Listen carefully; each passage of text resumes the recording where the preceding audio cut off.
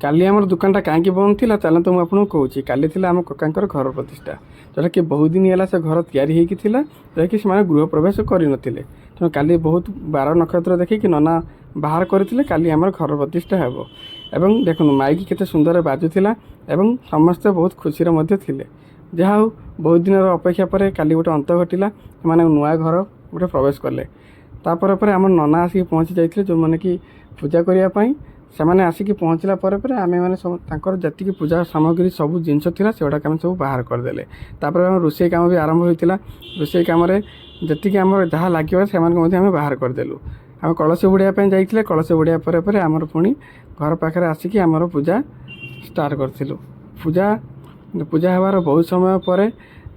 किसी समय पर आम पुणी खायापाई आमर किसी लोक निमंत्रित कराइला जो मैंने कि खायापाई आसी पहुँची से केमती खायापाई दिहब तार व्यवस्था करा जाइथिला। तो आपको वीडियोटा भल लगे तो शेयर